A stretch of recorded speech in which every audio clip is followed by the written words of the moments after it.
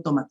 A ver, el día de hoy tenemos ahorita a Claudia Villalonga, que ya nos ha visitado antes, también es una mamá exitosa, es autista, madre de una joven autista, y bueno, nos va a compartir pues libremente, pero creo que sus tips de mamá. Después, ya voy avisando, viene el doctor Julio Salazar, que nos va a hablar sobre el deporte en el neurodesarrollo, los beneficios del deporte en nuestros niños, ¿ok? Entonces, bajamos un poco las revoluciones y dejamos acá a Claudia, bienvenida, te damos la palabra. Y gracias de antemano por estar por acá con nosotros en Autismo 360. Hola, buenas noches a todos. Gracias, Alejandro, por dejarme compartir en este día con todos ustedes. Si podemos comenzar mostrando el videíto. Ok. Vale. A ver, entonces, deme unos segunditos.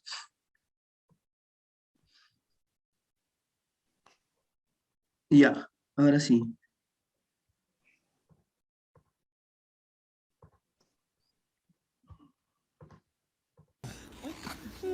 ¿Cómo hace la vaca?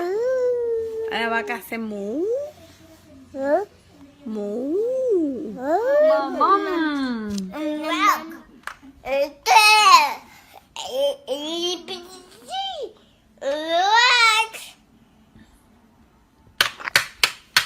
¿Qué estás haciendo? And then one just go. My love and I love her. Mommy is my love and I love her. Mommy is you are my favorite teacher and I like you so much. Ok, Santiago, lee el problema. Tengo 5 manzanas y me como 2. ¿Cuántas me quedan? Oh, put an X on these. Ok. That makes 1, 2, 3. Muy bien, Santiago, excelente. Ahora hazlo en inglés. I have 5 apples and I eat 2. How many apples do I have left? Muy bien. Ok. Bueno, para todos, aquí Tengo que está ya. el mensaje del video. Es bastante penoso con la cámara también. Él es mi hijo Santiago. Yo sé que muchos de ustedes me han conocido a través de los videos de lo que antes se llamaba el blog de Santi, que actualmente es mi familia neurodivergente. Yo soy Claudia, soy mamá autista y mamá de un chico con autismo también. Y estoy en esta noche queriendo compartirles algunos de mis tips. Ustedes vieron el video anterior y ese video fue mi proceso desde que nosotros empezamos con Santiago, cuando él era no verbal, y cómo llegamos a este proceso donde él puede hablar y puede expresar libremente sus pensamientos y hace muchísimas cosas y habla hasta por los codos, porque de verdad que a veces toca decirle, Santi, ya espera un ratico, no hable tanto. Entonces me gustaría compartir con ustedes parte de lo que a mí me ha servido todo este tiempo, de cómo logramos todo esto en todos estos años. Se quiere sentar conmigo. ¿Sí? ¿Me escuchan todos? Sí, todos. Sí, ok, perfecto. No, es que parece que hay un problema con la conexión a internet acá. Para nosotros fue muy importante haber recibido el diagnóstico de autismo a edad temprana. Como a veces yo les había comentado en ocasiones anteriores, yo me di cuenta muy temprano. Yo empecé a notar a los 3 meses que parte del desarrollo de Santi como bebé no estaba de la manera que dicen en los libros, que se habla.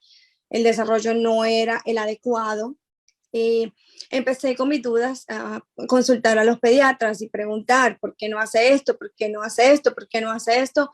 Y me decían, no, que todos los niños son diferentes, cada quien tiene su tiempo. Vamos a esperar unos meses más a ver qué pasa. Pasaban los meses y él no se iba poniendo como a tiempo con la parte de su desarrollo hasta que cuando llegó el año, al año él no caminaba, al año él no hablaba, tenía bajo tono muscular, entre otras cosas. Y decidimos que era el momento de llevarlo donde un especialista y la doctora, su pediatra, decidió que era el momento de empezar terapias con él. Así que comenzamos terapias desde el año y medio, básicamente. ¿Quieres decir hola? Así que le voy a contar un poquito de lo que a nosotros nos ayudó y nos funcionó. Si tú recibes como mamá un diagnóstico de autismo, que esto sirva para apoyarlo y fortalecerlo, o apoyarla y fortalecerlo, pero nunca debes sentir vergüenza porque tu hijo recibió un diagnóstico y tampoco sentirte mal por aquel diagnóstico recibido. Otra cosa que a mí me ayudó en su tiempo era que cada dificultad que estaba observando en él debía ser evaluada con su correspondiente terapeuta. Si yo les comento, nosotros hemos realizado terapia del habla, terapia ocupacional con énfasis sensorial. Hemos hecho terapia de sociabilización, que esa se la dan en la escuela, que es básicamente para ayudarle cómo lidiar con sus emociones, cómo interpretar las emociones de él y las emociones que provienen de los sentimientos de otras personas, cómo aprender a interpretar eso. Aparte de esto, él ha tenido algunas dificultades en la parte alimenticia, porque ciertas texturas no son aceptables para él, y para esto nos ayudó muchísimo la terapia de alimentación. Nosotros nunca hemos realizado terapia ABA, nunca, particularmente en mi caso, pero es mi percepción, no creo en el ABA como tal. Hay personas que sí y les ha servido y eso es maravilloso. No me gusta entrar en discusión con esos temas, pero sí me siento más cómoda de poder decirles que cada área tiene su terapeuta diferente y que puede sacarse muchísimo provecho y la ayuda es grandísima. La verdad, honestamente les digo que otro de mis tips es que la terapia por sí sola no ayuda. Esto es un proceso. ¿A qué me refiero como proceso? El terapeuta le va a ayudar en el momento de la terapia. Pero ¿qué pasa cuando el niño sale de la terapia y va a su casa? Ya no tiene el mismo proceso.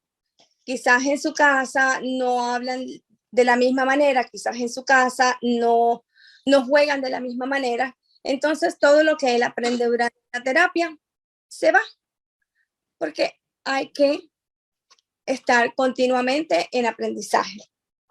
¿Qué nos sirvió a nosotros? Nos sirvió reforzar lo que durante el tiempo de terapia, reforzarlo en la casa. ¿Cuál es la manera de reforzarlo? A través del juego. Yo siempre estaba al pendiente de lo que estaban realizando en cada sesión. No me dejaban entrar, pero yo le preguntaba a sus terapeutas, ¿qué hicieron hoy? ¿Cómo le fue a Santiago hoy? Porque no te dejan ingresar. Yo vivo aquí en los Estados Unidos. Aquí en los Estados Unidos las terapias son a puerta cerrada. No te dejan ver lo que pasa con los niños ni los métodos que utilizan. Por lo tanto, yo tenía que preguntarles. Ellas me guiaron en todo este proceso, me daban material que yo podía usar en la casa. Por lo tanto, él se mantenía como en un constante aprendizaje, tanto en la escuela como en las terapias, como en la casa. Las dificultades sensoriales del habla y motoras no deben verse como tragedias. Hay que apoyarlas, hay que actuar con ellas y que tampoco estas deben verse como un signo de malcriadez cuando suceden las crisis. Hay que mirar exactamente qué es lo que está sucediendo en el individuo para poder ayudarle. Por lo menos en mi caso, muchas veces yo tengo problemas con la ansiedad. Ustedes dirán, no, pero ella no tiene autismo, o pensarán que de pronto no lo tengo. Sí, el autismo siempre ha estado presente en mí, pero mis problemas son diferentes y a mí me ataca mucho la ansiedad. Y entonces, de pronto cuando estaba pequeña, yo expresaba mi ansiedad de diferentes maneras, que quizás podía ser visto como que yo era una niña absolutamente malcriada y caprichosa y rebelde, y sencillamente era mi ansiedad en ese momento actuando, y las personas no sabían lo que estaba sucediendo. Entonces, hay que tener mucho cuidado cuando se dice que el niño es malcriado, cuando realmente está teniendo una dificultad sensorial en ese momento, hay algo que realmente lo está molestando y no sabemos qué es. Por eso, parte de mi otro tip es aprender a conocerlos bien. Hay algo que mi mamá me enseñó muchísimo, y es que mi mamá me conocía muy bien. Mi mamá sabía que si íbamos a salir en un bus, ella tenía que llevar una bolsa, algo, porque yo me iba a vomitar en el bus. Salíamos en un carro y sucedía la misma cosa. Si salíamos a una fiesta y de pronto ella se ponía en una situación a bailar con alguien, yo era absolutamente posesiva con mi madre y tenía mis ataques de ira, entonces ella sabía cómo controlar la situación. De la misma manera, nosotros debemos hacer esto. Yo a Santiago lo conozco como la palma de mi mano, ¿cierto? Sí. Y entonces eso me ha ayudado muchísimo, porque esa conexión que él y yo hemos logrado durante todos estos años nos ha ayudado mucho a entendernos. Por más que nosotros compartamos el mismo diagnóstico y tengamos la misma condición, somos dos seres completamente distintos. Yo tengo mis debilidades, él tiene las suyas, yo tengo mis fortalezas, él tiene las suyas, y son completamente distintas entre los dos. Hay un punto bien importante, que es otro tip de los que le quería hablar a las madres, y es que hay que revisar con lupa las deficiencias nutricionales en nuestros hijos, así como las alergias e intolerancias alimentarias. ¿Por qué les digo esto? Muchas veces, muchas dificultades cognitivas se deben a deficiencias, se deben a alergias, a problemas nutricionales que nosotros tenemos. Por ejemplo, mucha gente dice, no, hay que ponerlo inmediatamente en dieta gluten free, sugar free, caseína free, pero realmente no sabemos la raíz de esto. En mi caso, yo les estoy hablando de mi caso ahora, no del caso de mi caso en particular. Yo debo llevar una dieta gluten free, lácteo free, sugar free, porque yo tengo problemas intestinales y tengo intolerancia al gluten, y he desarrollado con el tiempo una cierta intolerancia a la lactosa. ¿Qué pasa conmigo cuando yo ingiero estos alimentos? Sencillamente me hincho y empiezo a actuar como diferente, no sé, me cambio completamente. Pero yo me hice estudios para determinar que yo no debía consumir estos alimentos, y saco el mayor beneficio posible de no consumirlos.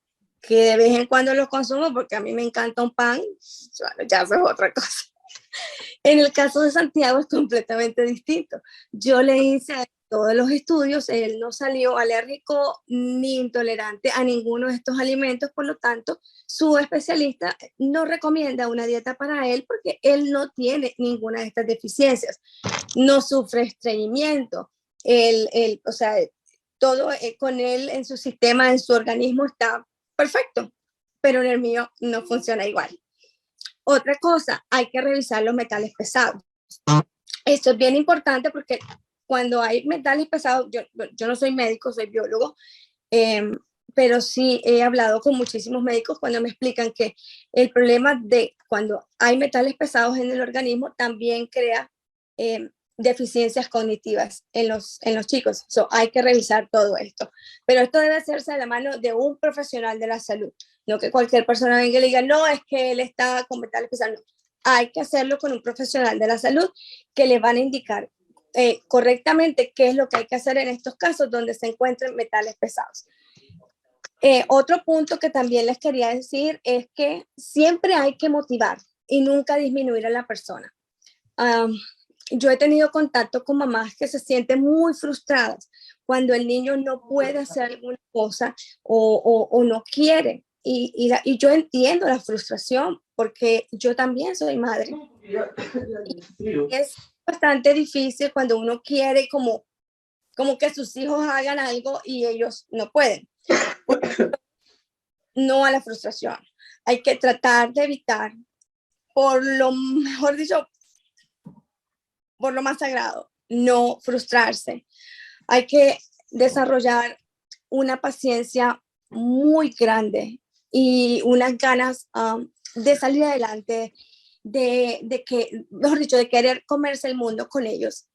Entonces, por eso siempre hay que motivarlos. Cada vez que Santiago tenía un éxito, por ejemplo, le voy a poner lo más sencillo, que él dijera una palabra que le costaba muchísimo y de pronto lograba decirla.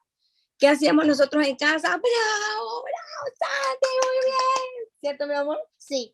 Entonces, eso de motivar, ustedes no saben lo que genera en uno. Eso es hermoso. Por ejemplo, yo tenía en mi caso, yo fui criada por mi mamá y mi abuelita, y tenía mi mamá, que era la persona que me motivaba, y tenía a mi abuelita, que era la persona que me desmotivaba.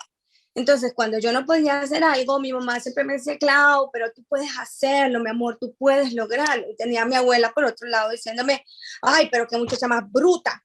Entonces, hay que tener muchísimo cuidado con estas palabras. No es la forma de expresarse, hay que tratar de entendernos. Otro tip que yo también les tengo es el juego diario entre padres e hijos es bien, bien importante. Y quizás mucha parte del aprendizaje que nosotros hemos tenido con Santi, mucho del aprendizaje que he tenido con él ha sido a través del juego. Él me ha enseñado a mí y yo le he enseñado a él. O sea que esto ha sido como como decimos aquí en Estados Unidos, un win-win. Todos ganamos, todos salimos ganando a través del juego. Otro punto que les quería comentar es que muchas veces, muchas madres que me han hablado, que se han acercado a mí, me dicen, ay, pero es que mi niño o mi niña no es cariñoso. Es que quizás nosotros queremos ver las expresiones del amor como nosotros lo vemos y no como realmente la otra persona lo ve. Recordemos que todos somos seres humanos diferentes y expresamos nuestras emociones de manera completamente distinta. Entonces no podemos esperar que alguien nos ame de la misma manera que nosotros amamos. Hay que aprender a conocer cuáles son esas cosas que hacen por nosotros, que nos hacen sentir amados. Pero eso sí, si ustedes no sienten esos sentimientos de ellos para ustedes, nunca dejen de decirle que los aman, cuánto los aprecian, cuán orgullosas están de ellos. Es bien importante. En mi caso, mi mamá sufría muchísimo porque yo era absolutamente seca. Yo no era capaz de decirle a nadie que yo amaba a alguien o que yo quería a alguien. Eso se fue desarrollando en mí a medida que fue pasando los años. Mi mamá sufrió muchos años por causa de esto y yo no entendía por qué mi mamá sufría por esa razón, porque no lo comprendía. Para mí yo la amaba, pero ella no sentía, yo no era de ir a darle un beso a mi mamá ni un abrazo. Entonces, cuando ya estuve más grande, que ya pude comprender que los sentimientos deben expresarse y mostrarse, fue cuando empecé a demostrarle mis sentimientos y ella ya empezó a entenderme, pero ya eso pasó cuando yo tenía como 19 años, ya era bastante grande. En el caso de aquí presente, mi muñeco es absolutamente cariñoso. Él es de llegar, abrazarme, darme besos, abrazos, mami, te amo, te adoro, estoy muy orgullosa de ti y todo el día me colma con palabras lindas, palabras hermosas, así que yo soy la mujer más feliz de este mundo por todo lo que me dicen todos los días. Entonces, ya saben, no es falta de amor, es simplemente que quizás lo manifiestan de maneras distintas. En mi caso, yo lo manifiesto de una forma, en el caso, él lo manifiesta de otra manera. Hay que tener en cuenta que cada ser humano es un regalo de Dios. Hay que valorar y amar a la persona que tenemos al lado nuestro, apoyarlo y fortalecerlo en los momentos más difíciles, en los momentos de más debilidad. Y nunca, nunca jamás hay que dejar de decirle cuánto los amas. Mire, algo que yo he aprendido durante todo este tiempo es que la compañía, el afecto, el cariño han sido bien importantes en nuestro proceso. Es un compartir diario que yo tengo, un aprendizaje diario con él. Yo a él nunca le dejo decir, ni a él ni a mi hija. Yo tengo una hija mayor también, que ella no es autista, pero ella tiene ADHD, y yo nunca dejo de decirle que los amo. Eso no significa que yo soy una mamá permisiva. Yo soy mamá, también tengo mis reglas, pero nunca dejo de hacerles sentir a ellos que ellos son inferiores, o sea, no les hago sentir que ellos son inferiores, o que ellos no pueden hacer las cosas. No, yo siempre les manifiesto todo mi amor, todo mi cariño, todo mi respeto hacia ellos. Entonces, ¿qué debemos tener en cuenta? Número 1, ¿qué nos sirvió a nosotros para el habla? Desde pequeños, jugar siempre con ellos, a nivel de ellos. ¿Vamos a jugar en el piso? Vamos a jugar en el piso. Seamos niños de nuevo, tirémonos en el piso. De verdad se los digo. Mira, ustedes no saben cuántas mamás yo les he dicho este consejo, y yo creo que algunas lo hacen y otras no. No sé si en este momento hay alguna terapeuta que pueda decir esto, pero a mí me ha ayudado muchísimo, me funcionó excelente desde que él estaba pequeño. Yo tiraba todos los juguetes al piso, me sentaba con él en el piso a su altura y empezaba a hablarle.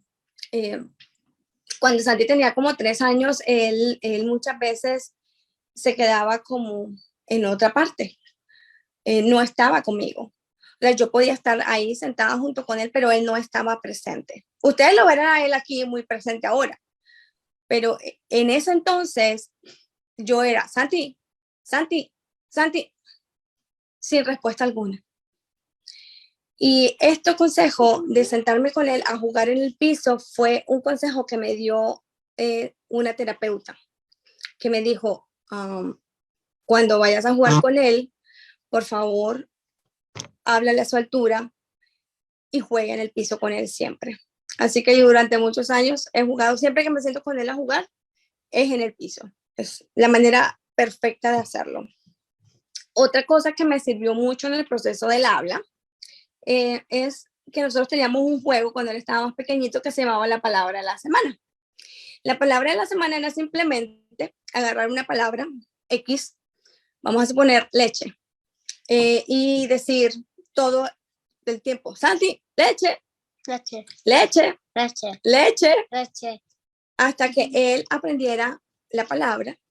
Yo le mostraba su vaso con leche o la botella de leche. El asunto es que él asociara la palabra con el objeto todo el tiempo. Esto lo hacía una semana con esa palabra. A la siguiente semana vamos a agarrar otra palabra, banana. Banana. Y entonces hacíamos lo mismo con la siguiente palabra. Las 5 primeras palabras que él me repitió, las aprendió divinamente. Seguimos con otras 5 durante las 5 siguientes semanas.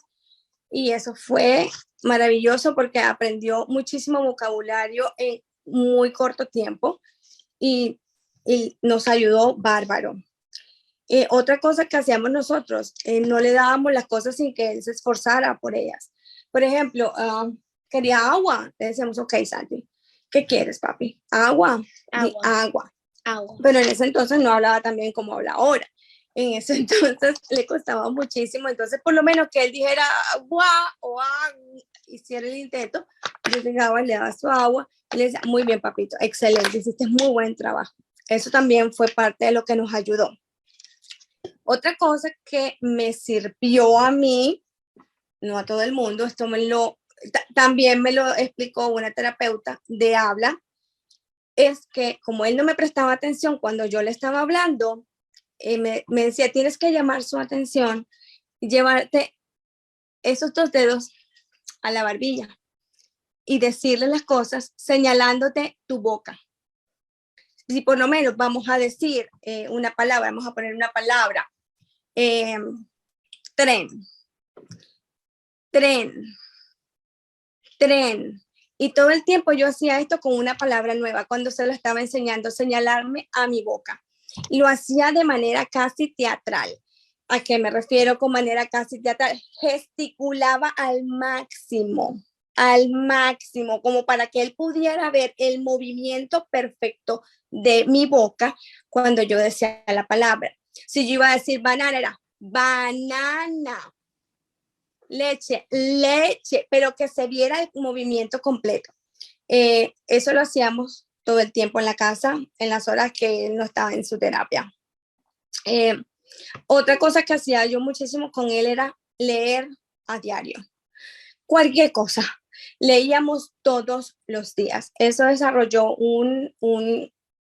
algo en él, que él fue un lector precoz. Él aprendió a leer básicamente antes que hablar, porque él podía leer textos y él no expresaba frases aún, solamente hablaba por palabras sueltas.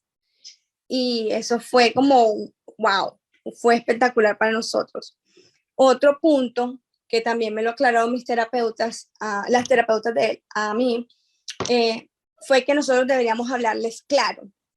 Yo sé que uno como latino siempre dice, ay, mi papito bonito, precioso, pero hay momentos en que eso es bueno, pero hay momentos en que hay que hablarles claro.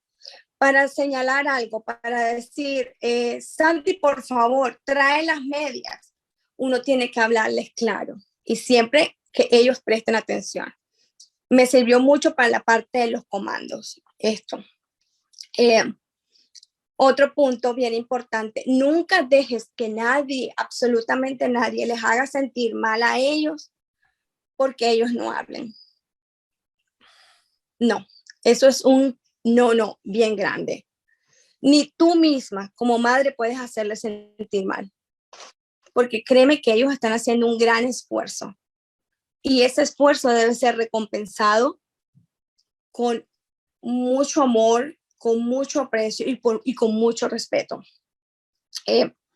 Otro punto bien importante, y este punto lo tengo presente desde que estaba pequeña, desde que él estaba pequeño, perdón, y lo volví a tener en cuenta hace poco en el diagnóstico, en el último, vamos a decirle así, rediagnóstico que le hicieron, y es que hablar de las dificultades de ellos, delante de ellos, es un tema bastante complicado. Por ejemplo, hace poco nos pasó que él tuvo su reevaluación y el médico hablaba de él de una manera como que era, no sé cómo explicarme. El asunto es que él no comprendió exactamente lo que el médico quería decir con todo esto y en ese momento él se sintió incómodo, se sintió mal. Claro, le estaba entendiendo todo y después me hizo ciertas preguntas. Entonces, a veces tenemos que tener mucho cuidado con lo que decimos delante de ellos, porque ellos entienden todo. Puede que no hablen, pero todo, absolutamente todo lo está entendiendo. En mi caso, pues ahora habla y ahora todo lo dice, pero yo me di cuenta que eso no. Nunca debemos hablar como que ellos no existen en ese momento. No está bien. ¿Cierto, Santi? ¿Verdad que sí? Sí. Bueno, y estos básicamente son mis tips, lo que me ha ayudado durante todo este tiempo con él. No sé si alguno tenga preguntas, si quieran hacer algunas preguntas, si tienen algunas otras dudas, de pronto hay algo que se me escapó de todo lo que escribí. Si alguien tiene algo que decir, quieren agregar algo, este es el momento.